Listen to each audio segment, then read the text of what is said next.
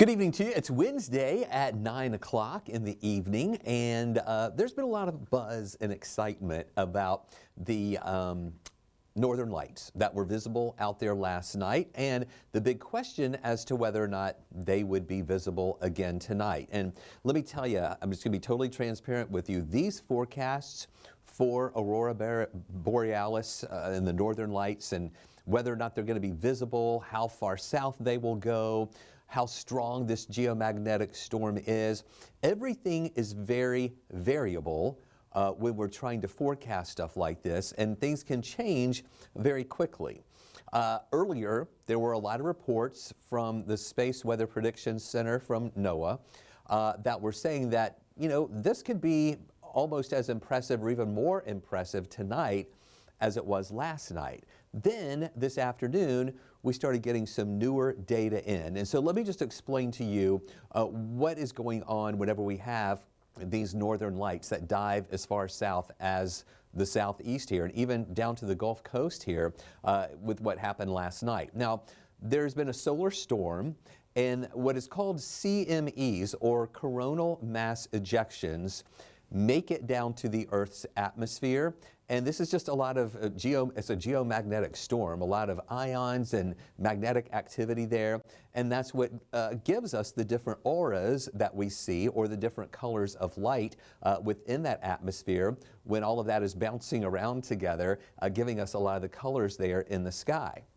So we had the strong storm, solar storm last night, or geomagnetic storm last night, and another one was coming in today. However, that main energy today came in during the daytime hours, and we were just kind of waiting to see how much energy would be left during the evening hours tonight as to whether or not we would see anything. And with new information coming in each hour here, we're seeing that, no, this tonight is not as impressive as what we had last night, and we're really not hearing of anybody seeing anything out there so far here in Georgia or in North Georgia.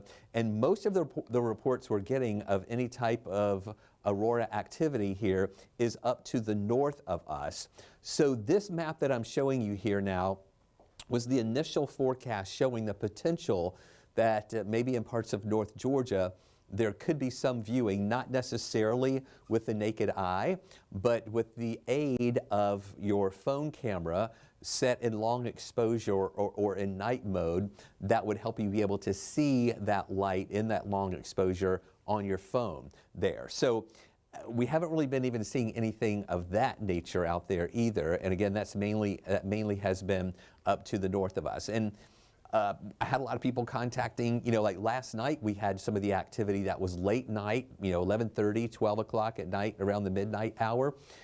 Tonight's activity, if any was going to happen, was going to be more likely here during the evening hours instead of late night hours. So it's still not out of the question, or, you know, it's still a possibility, but a very small possibility that you could see some activity out there tonight. But everything, that new data that we've been getting in about this activity there, the geomagnetic activity, is that it's not really that impressive now for tonight. But the storm for today was rated as a G4 that could cause issues with power voltage and control problems, satellite tracking issues, and the potential for aurora viewing as possible as far south as North Carolina, Alabama, North Georgia, and also into Tennessee. But it's not a guarantee, and we really tried kind of warning people during our early newscasts tonight that it wasn't a guarantee. I told people, you know, go outside and look, but I wouldn't drive a long way somewhere to try to see it, like drive from here to North Georgia thinking you'd have a better chance of seeing it.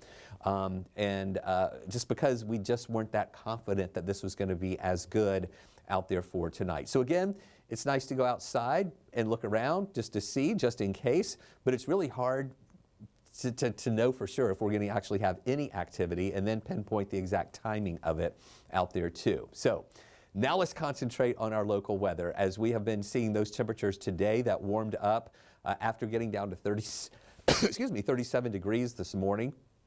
We got up to 69 for a high today.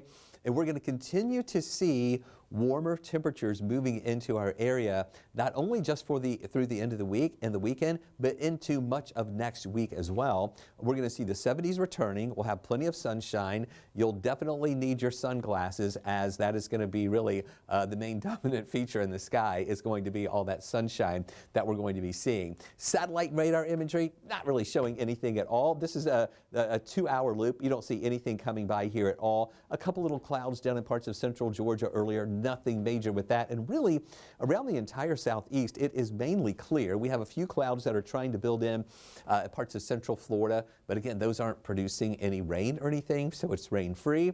We need some rain. We'll get a drought update coming in tomorrow. I'm expecting it to still show those drought conditions expanding here in our area. Here is a live look tonight. This is our tower cam at Arizona Avenue. And again, this is showing us the clear sky that we have. If we were able to get any type of geomagnetic activity out there tonight with any northern lights, at least it would be visible. We wouldn't have any clouds blocking it out.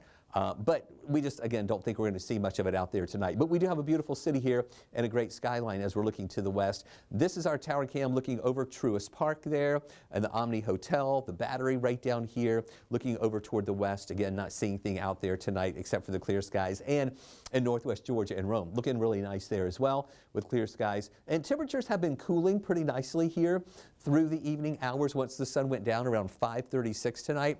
So what we're going to be watching with the weather impacts and the weather story over the next few days is going to be just that, more warming. The morning temperatures are going to be a little milder each day, and those afternoon temperatures continue to warm up too, with those 70s returning. Now, we're forecasting a high in the upper 60s tomorrow. I would not be surprised if we do actually bump up into the lower 70s tomorrow for those high temperatures with that sunshine around. Also, high pressure sitting on top of us, and we're going to still see plenty of dry weather ahead. Again, not only for the end of the week and the weekend, but starting next week. Our next rain chances look to be coming in on Tuesday and Wednesday, but those are very low at only 20%. So there's that high today. Yeah, we got up to 69 degrees. 4 degrees above the average. We should be around 65 for this time of year. Low this morning was below average. We're at 37. We should be at 45 for this time of year. I mentioned we'll get a new drought update coming in tomorrow. We get those updates in every Thursday. We have a rainfall deficit of about 5¼ inches below where we should be in rainfall for the year. So it's going to be interesting to see, again, since we haven't really had anything substantial as far as rainfall in the past week, how the drought update is going to look here during the day, or once we get that in here early tomorrow morning. There's that low this morning, 37 degrees. That was around 6 o'clock this morning. Then we saw those temperatures going up. And with that sunshine went up pretty nicely today with that high.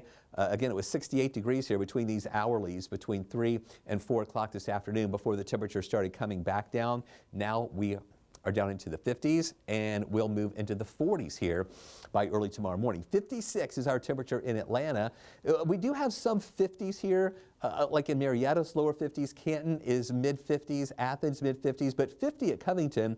We have some spots in the 40s, though. Peachtree City's 48, Carrollton's 49, and we have 40 degrees right now up in Blairsville. Dalton checking in at 44. So we start off in the city tomorrow at 44. In the outlying areas, it'll be cooler than that. We'll most likely see some 30s in some spots, but I'm thinking that most places will stay above freezing. Then 49 at 9, warming to 61 by 11. So we'll see some big jumps there during the morning hours, and then getting up to 68 degrees here in the afternoon with mostly sunny skies, maybe just a couple more clouds mixing in later on in the afternoon hours. And you can kind of see what we're talking about here on the forecast track with during the day tomorrow. Mainly sunny. This model occasionally just shows a little cloud coming through here and there. This is taking us to 5 o'clock in the afternoon. And when I showed you the day the day planner, how there were a couple more clouds building in at 5, 6, 7 o'clock in the afternoon and early evening. And that's from some of this cloud cover that's going to try to push on through here during the evening hours. And then Friday morning, maybe a couple of clouds to start the day, but then that breaks up during the day, still giving us mostly sunny skies here. And then again, that dry weather sticking with us and not seeing any rain. And going into Saturday, it's going to be looking nice as well. For anybody going up to Athens for the Georgia-Texas game, it's a night game, but I know folks are going to be tailgating. practically all day long. I'm going to be one of those people up there tailgating and then going to the game. And it's going to be tricky because for tailgating in the afternoon, it's actually going to be pretty nice and warm with temperatures in the mid-70s. But when you go to the game, you'll need to bring something a little extra. Instead of just like if you're wearing short sleeves and shorts for tailgating, you'll want to put on some extra clothes there because temperatures during the game time will be falling from those 70s through the 60s, maybe even some upper 50s by the end of the game on Saturday night. And we're going to see nice weather there on Saturday, maybe just a couple of clouds mixing in here and there. Here's the European model. I want to widen out just a little bit more as I walk you through here this time frame. Still, again, some of those spots where there might be a few clouds here and there. And then on Saturday, it's looking dry. Sunday, this model is still trying to generate an isolated shower in North Georgia on Sunday. I really think this is overdoing it. I'm not concerned about any rain chances here for Sunday. We'll let you know if that changes any more, if we see any consistency there in that model. The other models are not showing any rain at all. And we really think we're going to stay rain-free through the weekend, starting on Monday. And then on Tuesday, and again, I know this model's not showing much here, but we may have enough moisture on Tuesday to give us just a 20% chance for an isolated shower. And you see how some of that tries to build down into our area here on Wednesday, but still that's just a 20% chance of an isolated shower that would be here for the middle of next week. So not holding out a lot of hope for rain, but that's just our next chance that we can be seeing here. Now, as you know, we started off the week with really cold air that is still retreating, moving up toward the north.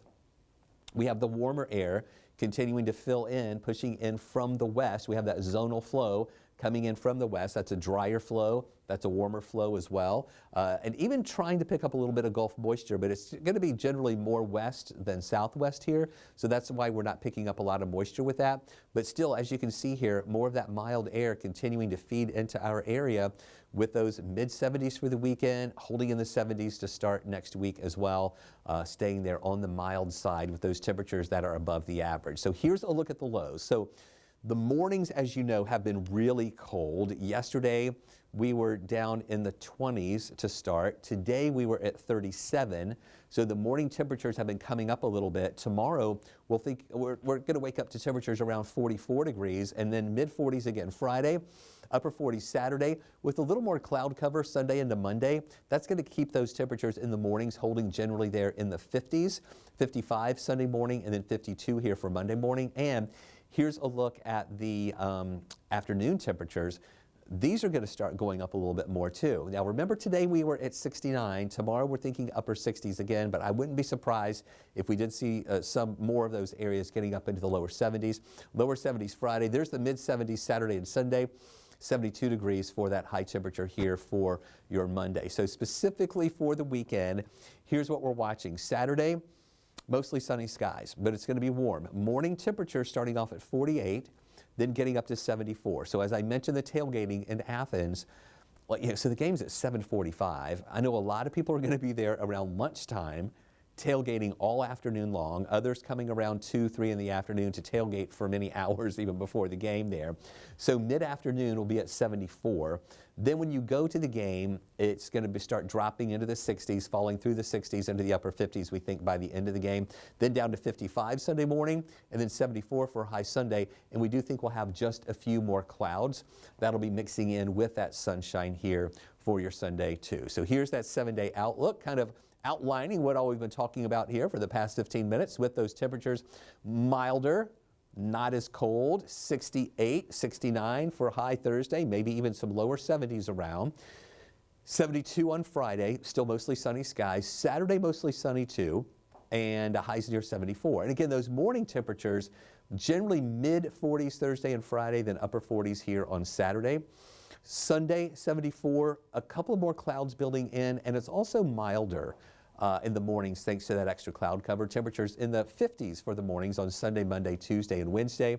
Monday's highs come down just a little bit, a couple of degrees to 72, and then 73 Tuesday, 71 on Wednesday. And again, I've been talking about that rain chance being on the low end, but that's really all that we see here in the 7-day outlook for any chances for showers. only a 20% chance here on Tuesday and on Wednesday too. We are watching our long-range models. Some models trying to indicate some cold surges that'll be moving our way, getting closer to Thanksgiving. But as you know, that's still way out there. We're just kind of watching the trends out there for now. But you know, it's the South here. We get cold, we warm up, we get cold again, then we warm up, and then we get cold again too. So we'll keep trying to time out some of those cold snaps for you. Thanks for watching this extended weather update here on 11 Alive Plus and Weather Impact 24/7. We'll have another update for you coming up tonight at 11 o'clock, and then of course more updates for you throughout the day tomorrow too. We hope you have a great night, and thanks for watching.